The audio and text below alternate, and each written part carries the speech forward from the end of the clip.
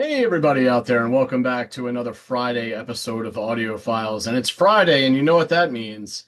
It's an episode actually not devoted to one of your songs that you've suggested out there, you fine listeners. It is an episode dedicated to our top three selections offered up to viewers from the year 2025. Now, it can't be a top three list without some honorable mentions as well, so we do have three each of those that fit that bill, as well as the three that we've selected. And it was a hard process. I don't want to speak for John, but if your experience was anything like mine, John, it was pretty hard winnowing these down and determining which fell where. A lot of great songs offered to us throughout the Fridays of 2025 by all you lovely people out there in the listening audience. So, with that being said, let's kind of dig right into it, and I will get into my honorable mentions. Like I said, some tough decisions had to be made, but first and foremost, from Steve Chandler, XV4YV, the band Young Fathers, and I Saw. This was an awesome performance, a lot of fun to watch. At first, I didn't.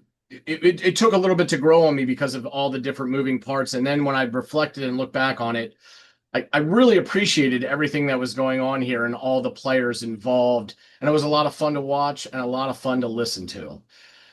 Next, we've got the Style Council with Shout to the Top by Sid 1507. Um, you know, it wouldn't be a year in review without Weller making an appearance somewhere, or at least being referenced. And this was my first listen to the Style Council, if I'm not mistaken. We had done plenty of other Weller vehicles, plenty of jam does appear on this channel. This song was a lot of fun, and I had mentioned a couple times in my reaction that there was sort of this, from my POV, this kind of like cheesy elation to the movements of this song.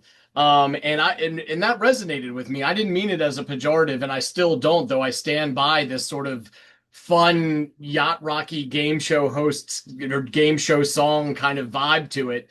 But it's so much more than that. But that's just part of what drew me to the song, and I can't listen to this and not move my shoulders. It's just an impossibility. And I think it's another shining example of how no matter what hat Weller puts on, he's going to give 110% and absolutely kill it. And he did with the Style Council and Shout to the Top. So this is a great listen and a great shout. And finally, Ian FY6LC offered up Super Furry Animals in the song No Sympathy. And there's not much to be said other than this was an absolute banger of a track. And I loved listening to it. And I find myself going back to it pretty often. So these were all really great shouts. You know, hard decisions had to be made, but they definitely made my honorable mention list. And they were some really, really fun tracks. So, John, why don't you get into your honorable mentions before we start getting into our top three? I was just reaching because I thought for a minute I had. Yes, I do. Yeah, just to reference that, Young Fathers, yeah, hell of a performance. You can see why they've got all the accolades and awards. Yeah, very interesting and capable band. That was a great performance as well. Style Council was very interesting to hear your points of view, and the phrase yacht rock will ring out, I'm sure, amongst Bella fans. Style Council, as you know, is a very polarizing part of his career that some people would rather walk across hot coals than listen to, who are massive fans of Weller. There's a point where he reached where it became too much for me. But then he dialed it back on his solo stuff, so fair enough. And Super Furry Animals, yeah, I was just going to see, couldn't remember which album it was from, because I thought it was from, remember we did Atomic Lust, Yes. which is from the Lovecraft. Apologies for the cover there, but they re-released it this year. So this was previously beyond my economical reach. It was a stupid amount of money, and Yeah. then like for $30, I managed to get it. It's not Thank on this God for album though, represses. but Yeah. it's on one of the others which I got, which is I don't think you ever saw this one, which is Rings Around the World. Oh, wow. That's That's so awesome thin. artwork. Yeah, their artwork is always something to behold. Super Yeah, Furry really. Animals. Lots of really interesting stuff. Yeah. Yeah. It's another really good album. It's not their best, but it's still got bits of, I think, artwork wise, Radiator is the one. It's absolutely brilliant. But anyway, enough of Yeah. that. Any chance to show off. My honorable mentions. First off, actors. How deep is the hole from Kevin M? This was funny. I mean, just the title alone, it was geeky.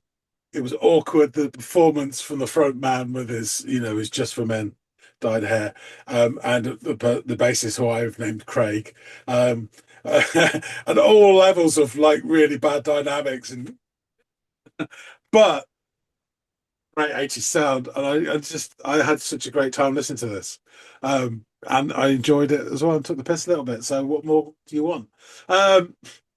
Harp, Shining Spires from Clever Overa 6727. Um, yeah, this is beautiful, atmospheric, evocative, exactly what I expect from a Tim Smith project. Yeah. Vocals that soared like birds. It was, yeah, wonderful. And The Twilight Sad, and She Will Darken the Memory, was suggested by Mr. Jesus Hairdo. Um, yeah, really atmospheric Scottish tale of putting the boot in tonight. Yeah. Really great drums on this, and the lovely sort of layered guitar effects sort of added real dynamics to this narrative. I know you already give me one track by them, but I think this one was just up a notch in terms of my enjoyment of it anyway. So yeah, they're my three honorable mentions. Yeah, before you get into your third pick for the top three, I just want to jump in and say if we made a concerted effort this year to not pick songs that the other reacted to that were Yeah, suggested by you viewers out there, and it's probably for the best because there would have been a lot of duplicating going on here. And to be fair, it's probably not fair for I don't know if it's fair for either of us to pick songs that the other reacted to that they are also familiar with before. Like, because I mean, I'm thinking of Sparta would have come up for me that this Big Fat Twilight Animals for Sad. me. Yeah. Yeah, yeah. So that's not to say I mean a lot of these that John are going to pick are already kind of high up there for me too. So I just wanted to get that little disclaimer out of the way. Now, John, please go on and let everybody know what is your number three from the year. My number three is Aswad, Warrior Charge, suggested by Beefy Mon.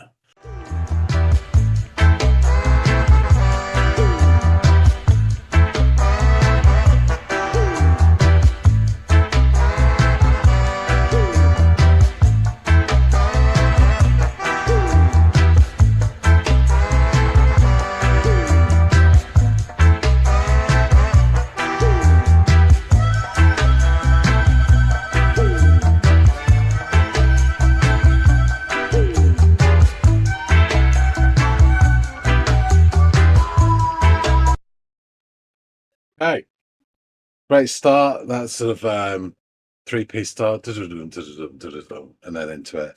Very nice. Classic reggae groove. Really nice. That bass is great. And it's sounds to me in my head like you so far we've not heard anything. So I kind of characterize the instruments and yeah, the brass doesn't sound like somebody who's got quite a libido. Um, it's that sort of it's like flirtation. Then that long line is just somebody, yeah, um, really getting down to it. It's brilliant. Sounds great. Drums are really nice as well, pretty fluid, and there's that sort of insistent percussive part as well, which is really nice. And that's a little bit sort of bounce to it. You got this lovely sort of guitar that's sort of picking away, and I think some keyboards just doing chords as well. So it's all impacting on a sort of groove, which is great. And then we get harmonica, which is pretty rare in reggae. So that sounds great.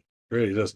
And at this point, guitars decided to become even more sort of picky and fussy, but in a good way. It sounds wonderful. So yeah, I knew Aswad were a reggae band, but I didn't know how much of a proper. I think that kind of knew they were proper reggae before their commercial hits and the foray into sort of poppy R&B tinged reggae, which I wasn't very fond of at all. This stuff, this is the shiz.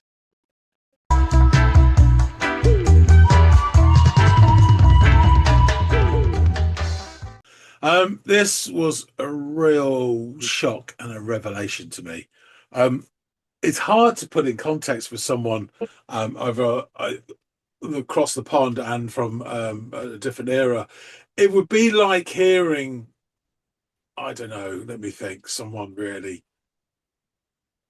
It'd be like hearing Taylor Swift suddenly producing the Blue album, Joni Mitchell, something like that. It was unbelievable because this was the same band that released Don't Turn Around, which is this very poppy, inane, very much the way UB40 went as well, actually. Yeah, yeah. I was just thinking that. They made a living, don't get me wrong. And that's what, I mean, a band can't exist if it doesn't make a living. And they have their success and why not? But the sort of real, the resonance of this early Aswad just was so beautiful. It was wonderful, really, really wonderful. And it's that British reggae is a very, very difficult beast. There's not a lot that has that sound which isn't a direct copy from the Caribbean. I mean, naturally it will be influenced by it, but it adds something British, like Steel Pulse, is a definite big one in that Yeah. regard. So yeah, this was great. And this was a 2-for-1 price, with the accompanying sort of going into the dub version of this, that sort of floated off into a smoke-filled ether. Uh, and I remember the reaction. The various musical elements in this became sort of characters in my mind, from a bawdy and lascivious, school dinner lady to like some teenage kid with a growth spurt. There's all these different elements, and this also contained the rarest of sights in reggae, and that is the funky harmonica, which you don't get very much elsewhere in reggae at all. Yeah. So yeah, this really blew my mind, and in a really great way, because it was such a good shout by a band who I'd previously written off as being mainstream pap. So yeah, it really There you opened my go. eyes. And that would, as you alluded to, that was sort of what my feelings were about, and my very little experience having listened to UB40. And then Yeah. you and some of the listeners jumped in and said they weren't always this commercialized, polished thing that was made more for pop elements than any of the roots elements that had kind of, inspired them to get into music in the beginning, to begin with. So, yeah, it was that's a really fun revelation to experience, as I did with UB40 and as you now described having gone through with that track. So, yeah, great shout. My number 3 comes from Black Link Firelink 2304. All these model numbers you have to keep up with. And it is the track by Titus Andronicus, A More Perfect Union.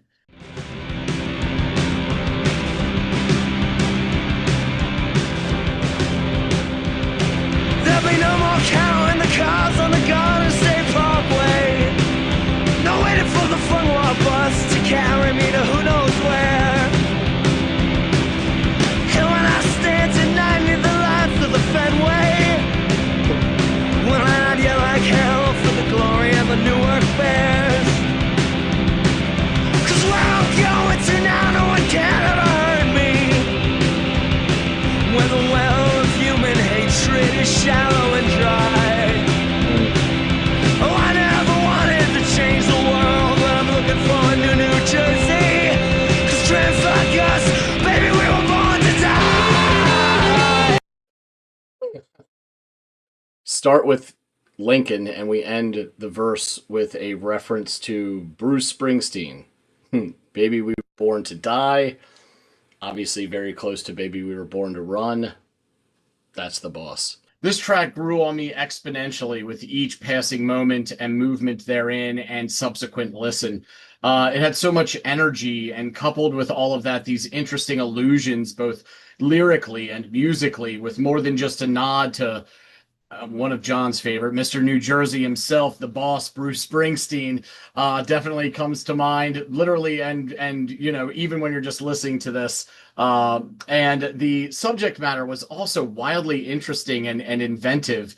But what really sealed this song's fate was that undeniably infectious guitar work and motif that sounded like an old friend that I'd heard, for the oddly for the first time. Like it sounded so familiar, and yet I know I hadn't heard this song before, so I don't know what that is. That gave me that feeling then, and gives it to me. That gives me that feeling with each subsequent listen. But that is seriously some of my favorite guitar work that I've heard in the last year, and it continues to eat inside my brain. So yeah, this was just a lovely track and a really fun listen and a great shout. And I will be listening to it in 2026 and beyond. So, John? Interesting. I mean, it's just for me a decent Americana, filled with these little sort of Easter eggs, but they didn't resonate with me as much as they would with you naturally. Much Yeah. like when we hear sort of half man, half biscuit, and I get the lines, I left my heart in Patworth General. I think it's a fantastic line. It means nothing to you. Mhm. You know, um, Same with Joy Division Overgloves and the countless references in that like a laundry list, and you were trying to keep up, and not it wasn't like that with this. But I could totally see the appeal to this, without totally succumbing to it. So Yeah. yeah. Fair.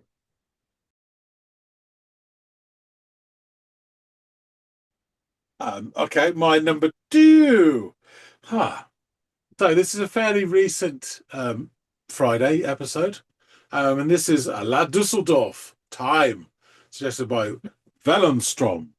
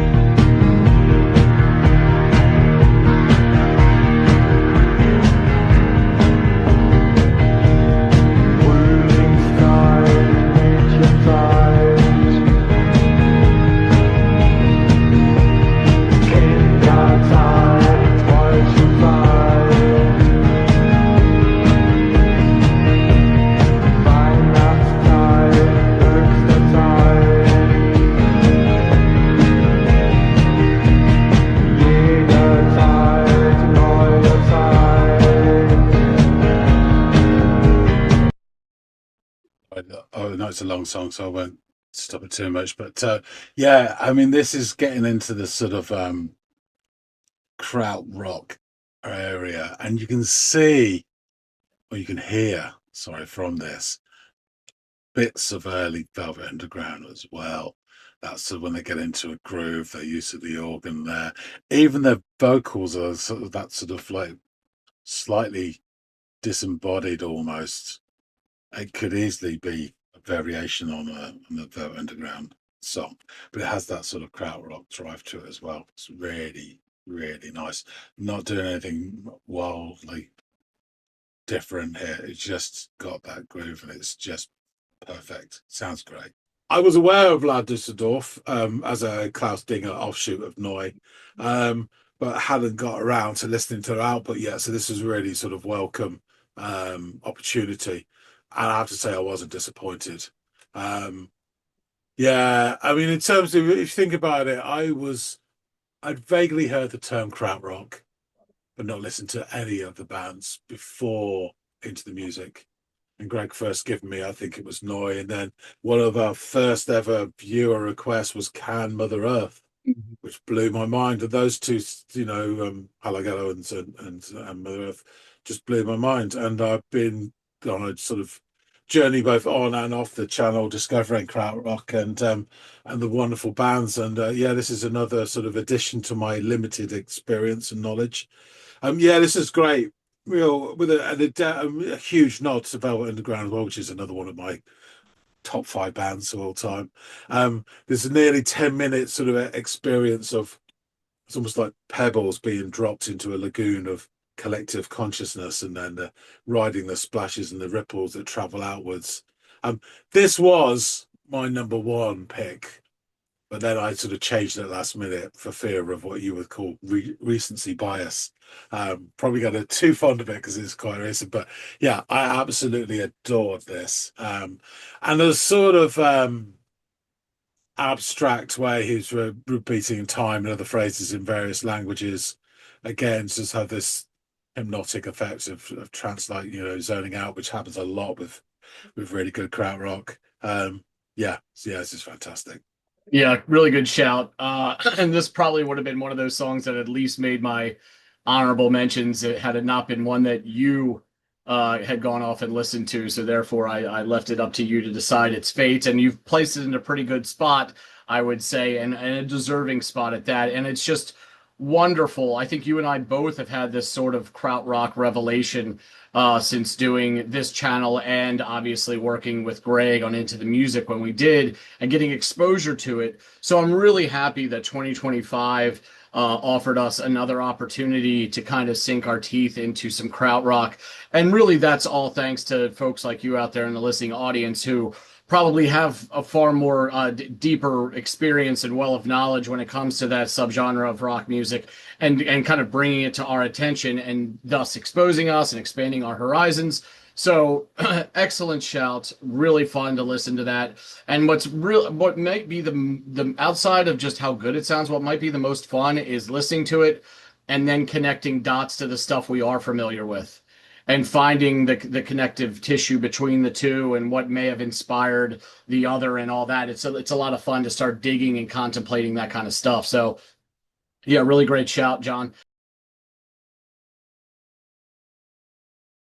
My second one comes from Joe Malone, 7385, and it's Zone Lessons. Lovely voice. It's got a little bit of like R&B, a little bit of soul to it. Not a lot, but just shades of that. And he repeats of lessons learned, of bridges burned, bridges burned.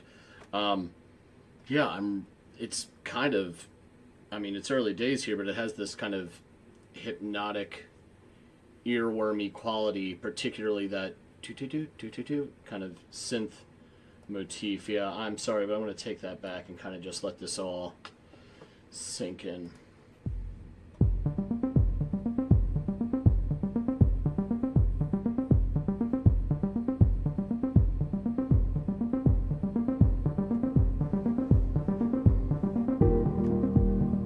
Keys, sustain. Lessons learned of lessons learned.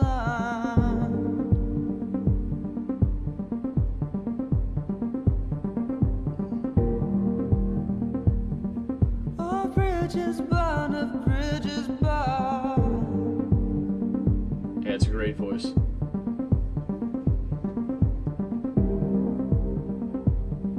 This time I'll do things differently.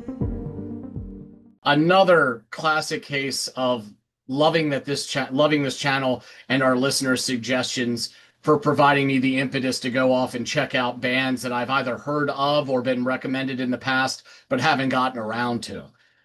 This track didn't disappoint. It was utterly hypnotic in its movement and its sound. The use of electronics and gadgetry created this smooth, almost liquid feeling that both drew me in and then lulled me into this feeling of warmth. And the layering of music and those smooth, almost R&B vocals acted as this blanket that provided the warmth.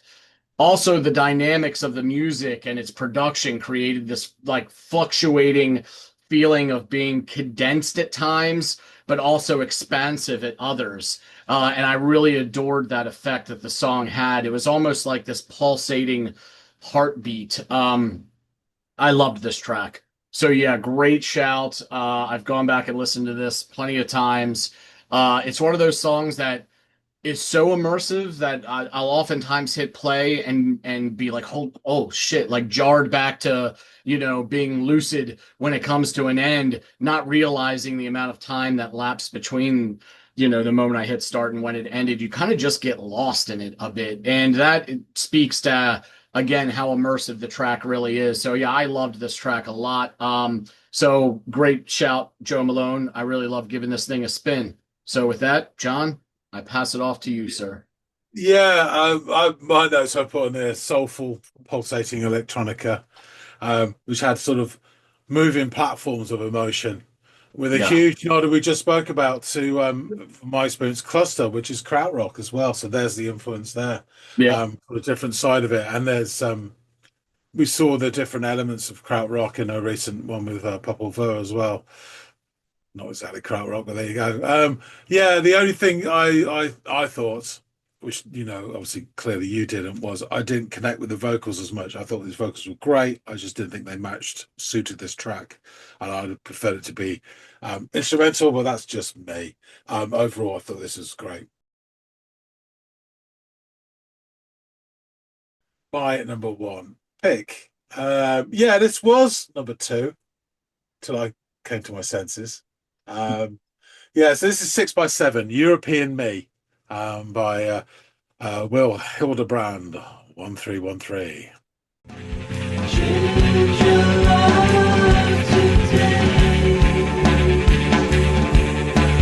Change your world as well. Just in notes. Spell it.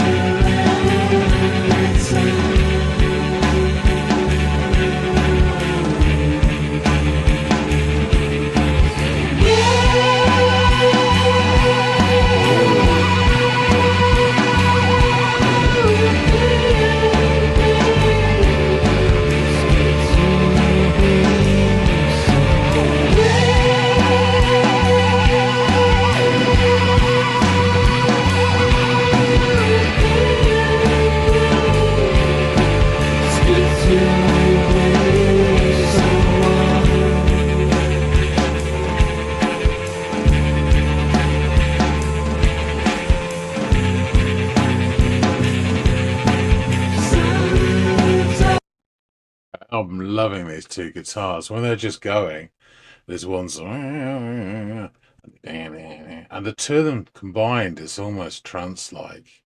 And then that chorus there, and I guess it was a chorus. And you had this lovely rising and has some oomph to the sort of well, I say oomph. There's something to the vocals there, or the first syllable of European me. And it's kind of rising to match the guitar in this here, which is going full batshit, almost like a theremin. It's scrawling and scratching. Yeah, and then the second line coming in is good to be someone. I think it was that's the lower register, and it sounds just because of the contrast really intimate, like someone's muttering it to you or whispering it to you over the your shoulder, almost into your ear. Um, Really interesting. I haven't got a bloody clue what it all means, but it sounds good.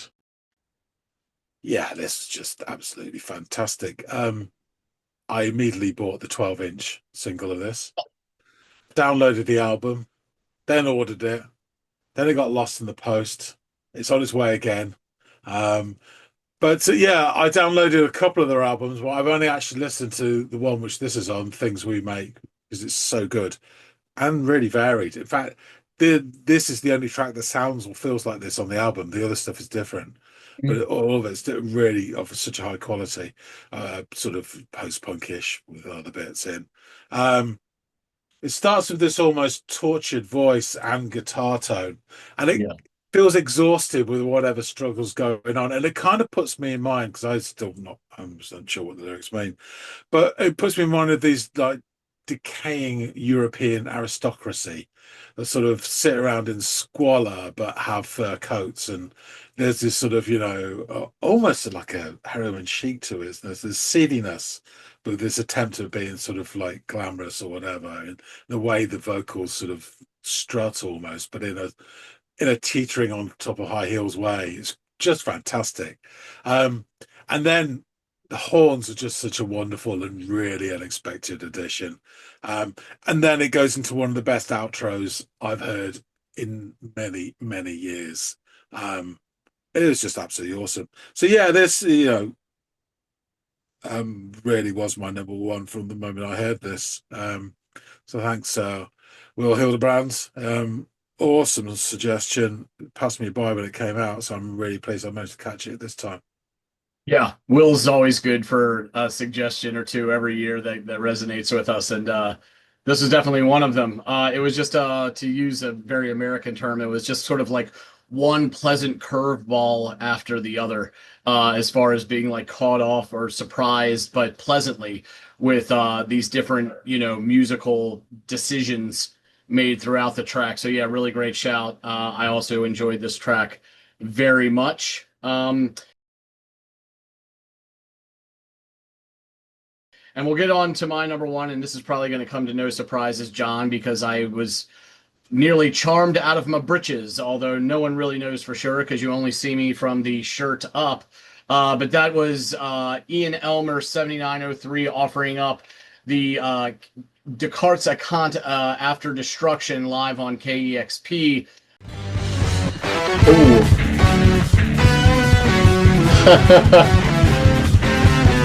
This is great.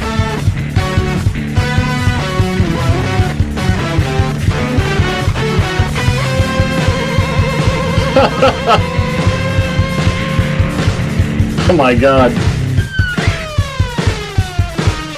Oh. That was fabulous. God, she's really something else, this one. She's very charming. Both of them were great in that, but that knowing look back at the camera was, it. Yeah. Let's listen to that again. The dueling guitar sounded really awesome, too. Okay.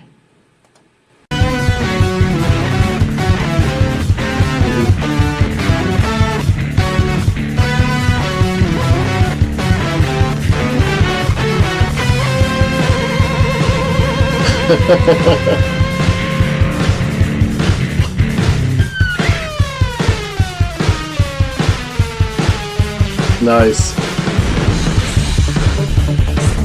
Ooh. It's gotta be the bassist, right? Yeah.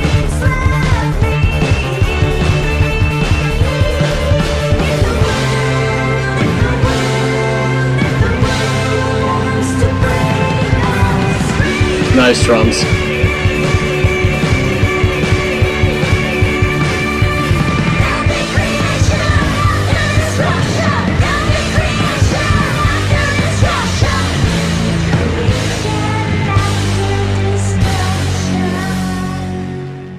I fucking loved this whole thing. The performance, the players, the track itself.